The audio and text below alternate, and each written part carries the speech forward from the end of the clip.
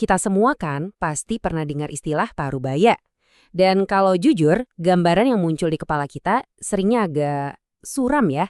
Tapi gimana kalau cerita yang selama ini kita tahu itu ternyata keliru? Nah, kali ini kita bakal bongkar mitos-mitosnya dan cari tahu kisah nyata di balik fase kehidupan yang super penting ini.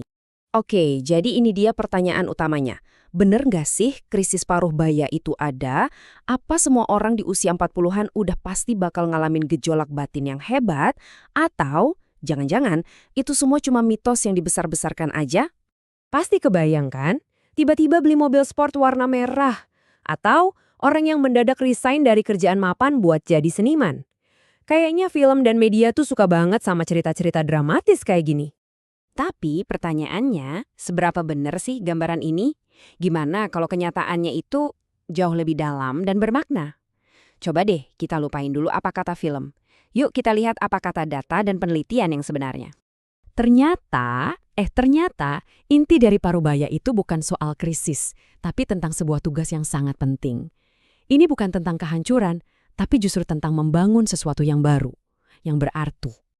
Ada seorang psikolog hebat namanya Erik Erikson yang punya istilah keren buat ini, generativitas versus stagnasi. Gampangnya gini, generativitas itu adalah dorongan kuat buat memberi kembali, bisa lewat mendidik anak, jadi mentor buat junior di kantor, aktif di lingkungan, atau menciptakan sesuatu yang berguna buat orang lain. Nah, lawannya itu stagnasi, alias perasaan stuck, nggak berkembang, dan ngerasa hidup gitu-gitu aja. Jadi fokusnya itu bergeser dari apa yang bisa gue dapetin jadi apa yang bisa gue kasih. Filosof Romawi Lucretius pernah bilang, seperti pelari, mereka menyerahkan obor kehidupan.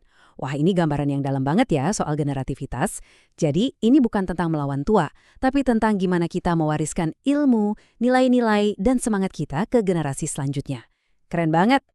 Oke, teorinya udah dapat. Sekarang kita masuk ke bagian yang paling seru. Buktinya, apa sih kata data soal ide krisis parubaya yang udah kedung terkenal ini?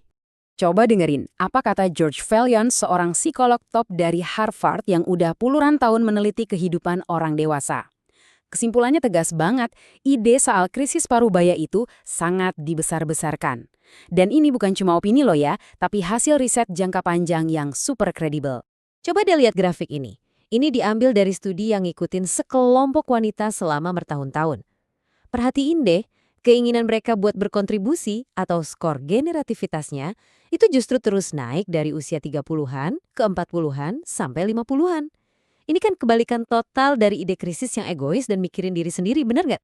Nah, ini mungkin bukti paling telak. Grafik ini nunjukin tingkat kestabilan emosi. Nggak usah pusingin angka-angkanya, fokus aja ke bentuk garisnya. Lihat kan? Buat pria maupun wanita, garisnya itu cenderung lurus, datar, stabil banget. Nggak ada tuh lonjakan drastis yang nunjukin ada krisis emosional besar-besaran di usia 40-an atau 50-an. Data bilang kebanyakan orang emosinya nggak bergejolak hebat di masa parubaya. Jadi kesimpulannya apa? Gini, memang ada sebagian orang yang ngalamin masa sulit, tentu ada. Tapi penelitian nunjukin dengan jelas, mereka itu minoritas, bukan mayoritas. Jadi, krisis parubaya itu bukanlah takdir yang pasti akan menimpa semua orang. Nah, kalau gitu, kalau bukan krisis, terus apa dong? Apa sih yang sebenarnya terjadi di usia parubaya? Yuk kita lihat cara pandang lain yang lebih pas. Daniel Levinson, seorang psikolog lain, ngelihat hidup kita ini kayak musim yang silih berganti. Menurut dia, fase di sekitar umur 40-45 itu adalah transisi dewasa tengah. Ini momen yang wajar banget buat kita berhenti sejenak, lihat ke belakang, dan mikirin lagi arah hidup kita ke depan. Ingat ya, ini sebuah transisi, bukan berarti sebuah krisis.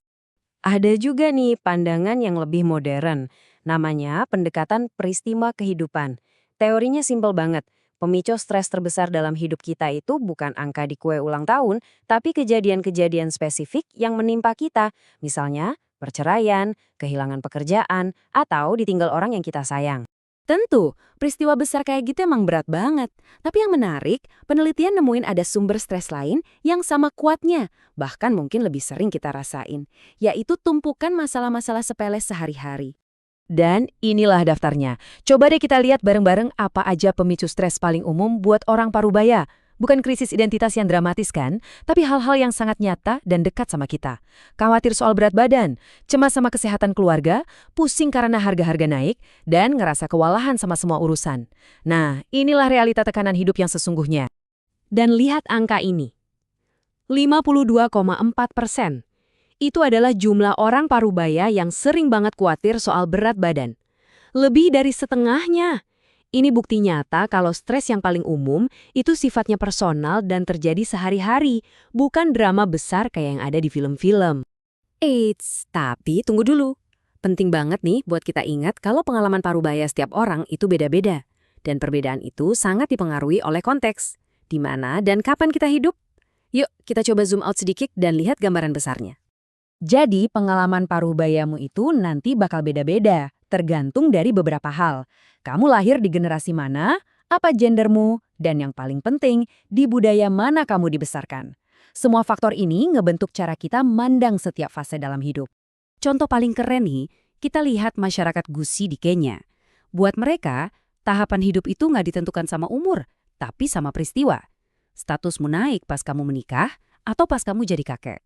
Konsep krisis parubaya yang didasarkan pada umur, wah, itu sama sekali nggak ada di kamus budaya mereka.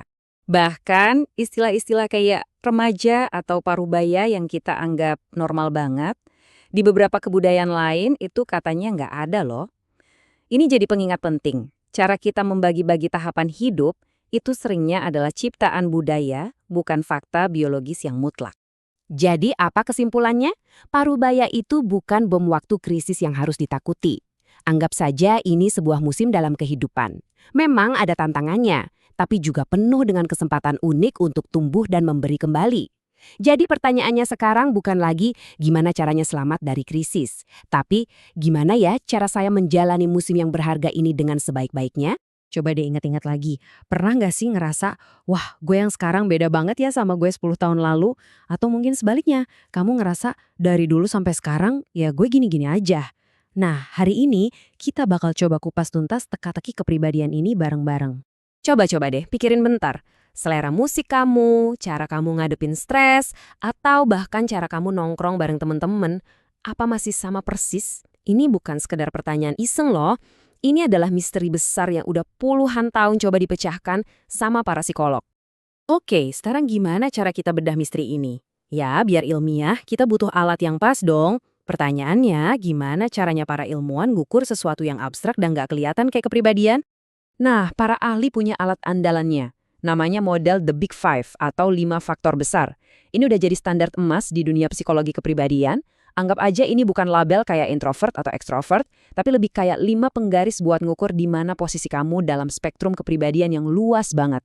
Nah, yang keren dari sini tuh ada cara gampang buat ngingetnya, pakai singkatan OCEAN.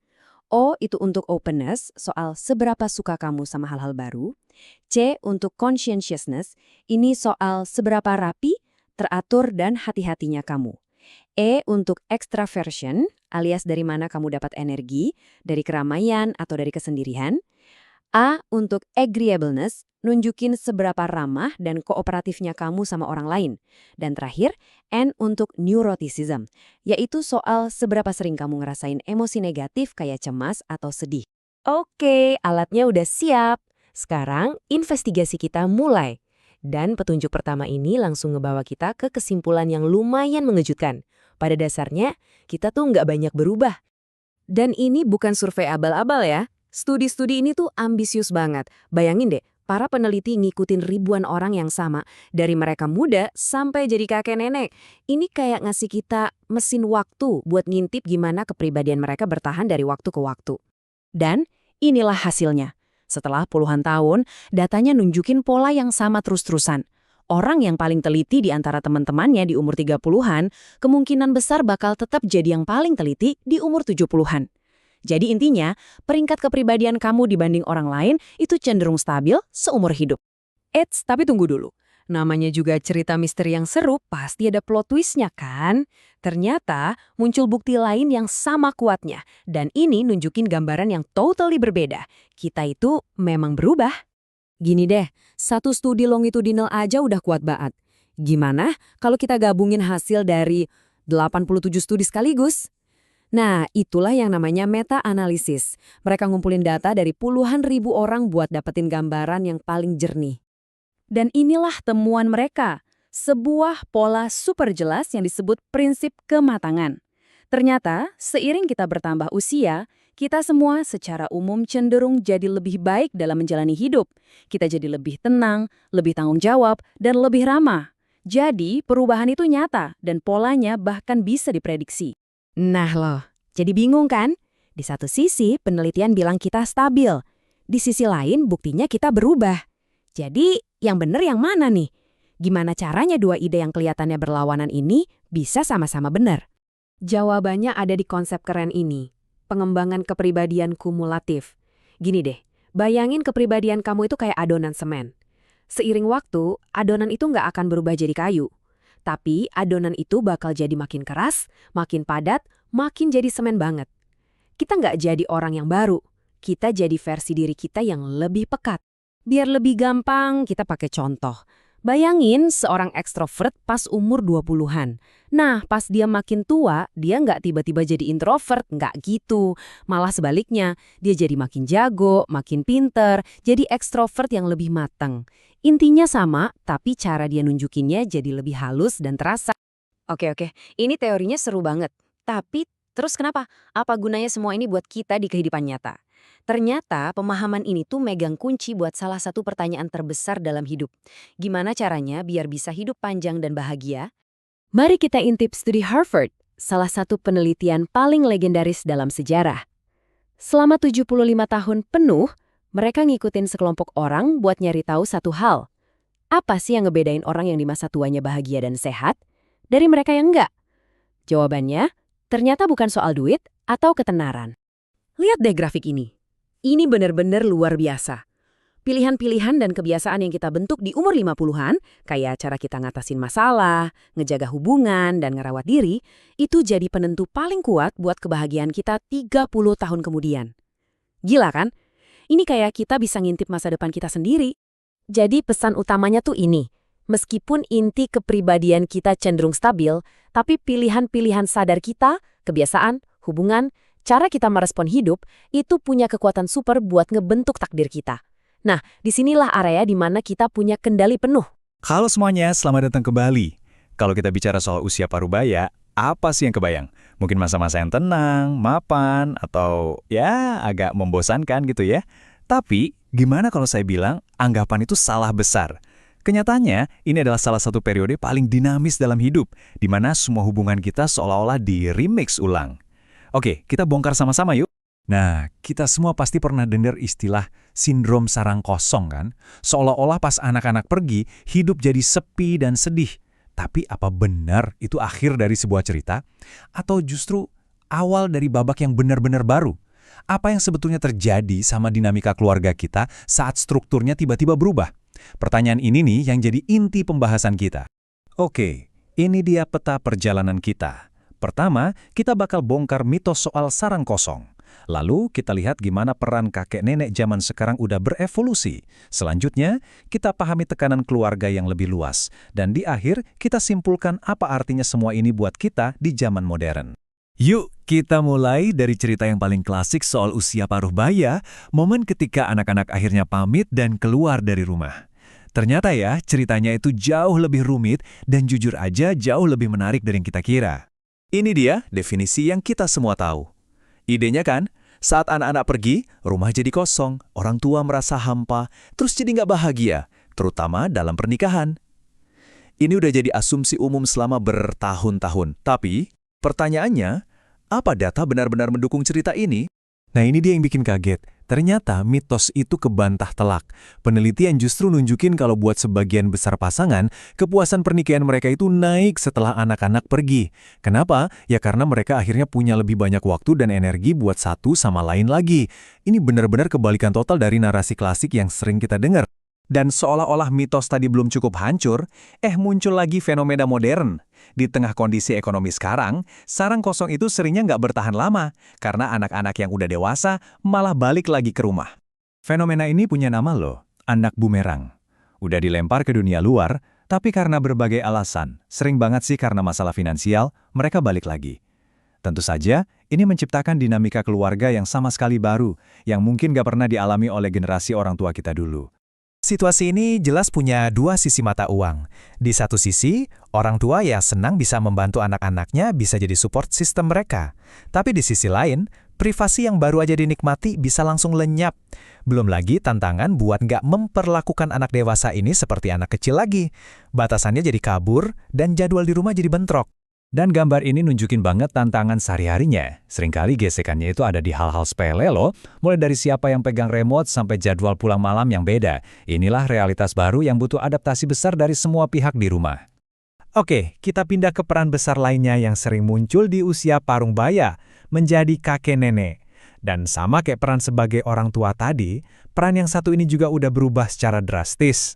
Coba deh lihat angka-angka ini, luar biasa kan? Cuma dalam waktu sekitar 30 tahun, jumlah cucu yang tinggal bareng kakek neneknya itu naik hampir 3 kali lipat.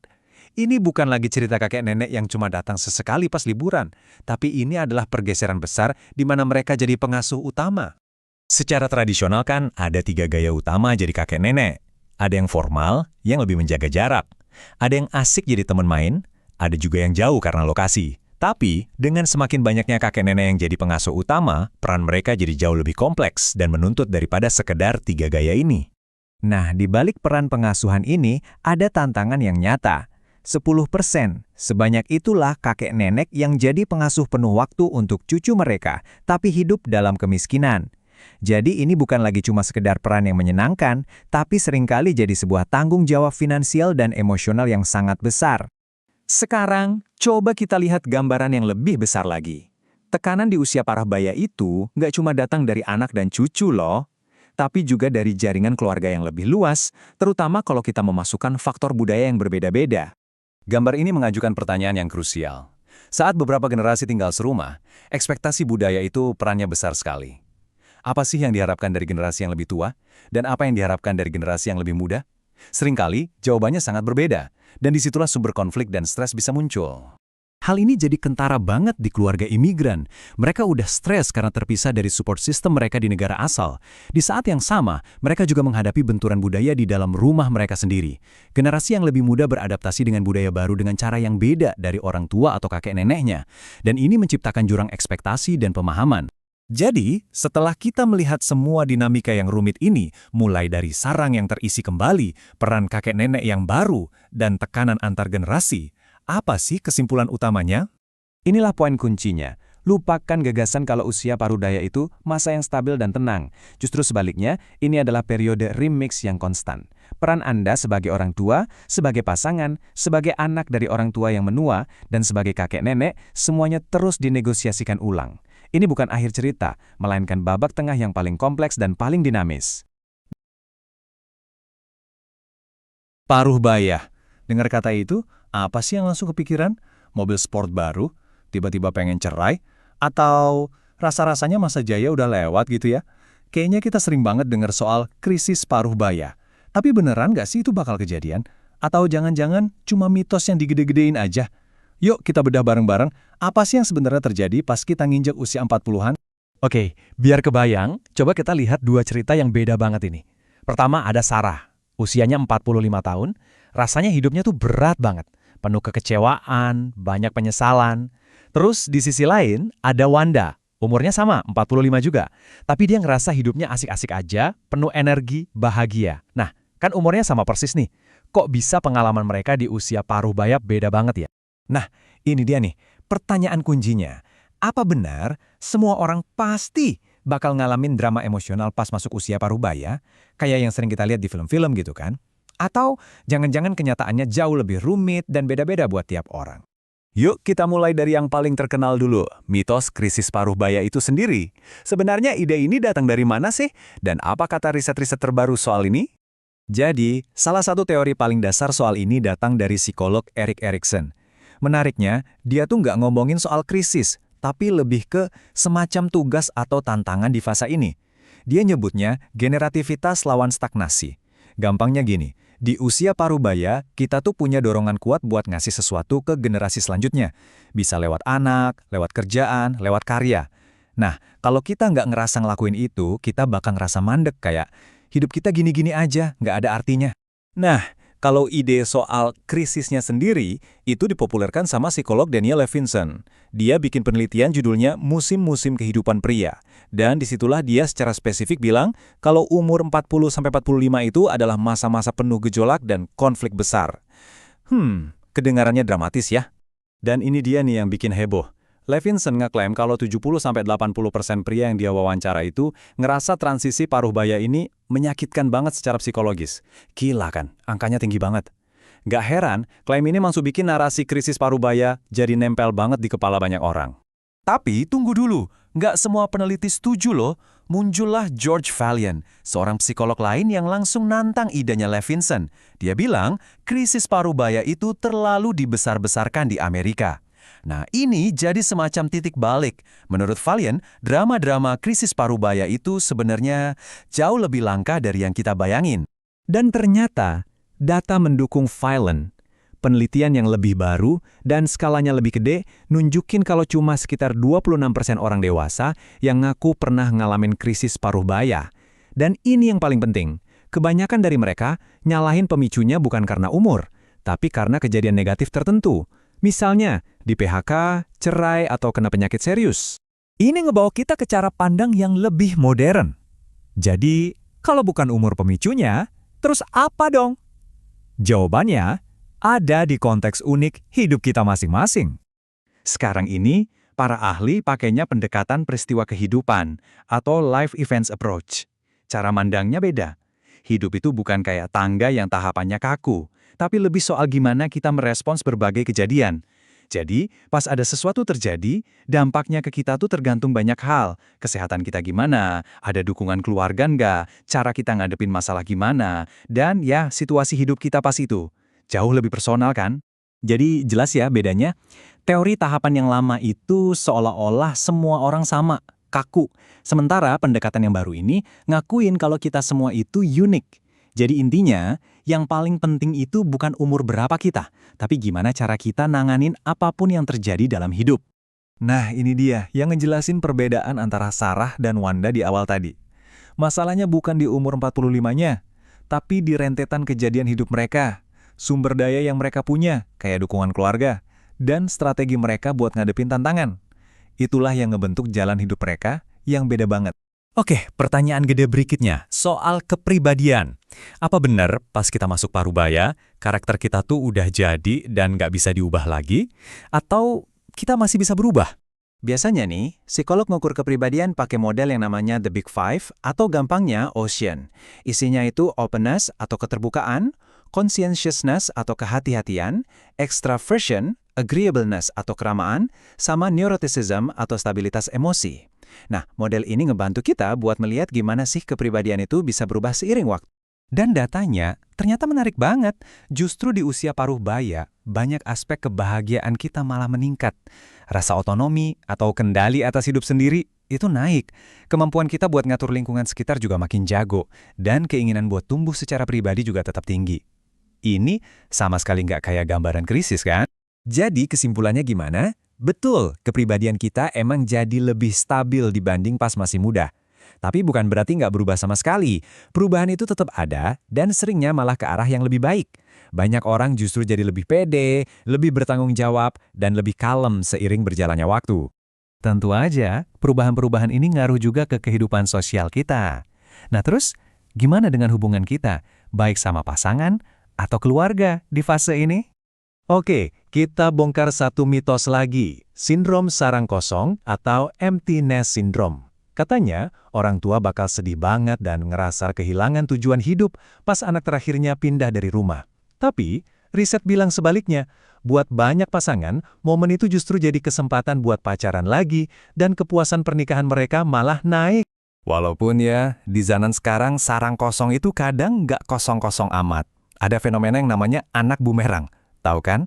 Anak-anak dewasa yang udah keluar rumah, balik lagi tinggal sama orang tuanya. Ini tentunya nimbulin dinamika keluarga yang baru lagi. Terus gimana soal pernikahan secara umum di fase ini? Lagi-lagi, ini berlawanan sama stereotipnya. Datanya nunjukin gambaran yang positif banget. Ada loh sebuah studi gede yang nemuin kalau 72% pasangan paruh baya bilang pernikahan mereka itu sangat baik atau baik sekali. Wow. Oke, terakhir. Yuk kita coba lihat usia paruh baya dari sudut pandang yang beda. Ini bukan akhir dari segalanya. Justru, ini adalah sebuah kesempatan buat menciptakan sesuatu yang lebih berarti. Kita balik lagi nih ke konsep generativitasnya Erikson tadi. Inilah tugas utama di fase kehidupan ini. Fokusnya bukan lagi soal ngatasin krisis pribadi, tapi soal mindahin fokus kita keluar dari diri sendiri. Mulai mikirin, warisan apa sih yang mau kita tinggalin buat dunia? Penyair Romawi Lucretius pernah nulis kalimat yang indah banget soal ini. Dia bilang, usia paruh baya itu kayak momen seorang pelari estafet yang bersiap-siap ngasih tongkatnya. Kita mulai mikirin gimana caranya ngasih obor kehidupan ini, pengetahuan kita, nilai-nilai kita, bimbingan kita, ke generasi berikutnya yang bakal ngelanjutin lari. Jadi, daripada kita pusing-pusing nanya kapan ya krisisnya datang, mungkin pertanyaan yang lebih kuat adalah ini. Nanti pas giliran Anda, obor apa yang mau Anda teruskan? Warisan seperti apa yang ingin Anda ciptakan untuk mereka yang datang setelah kita?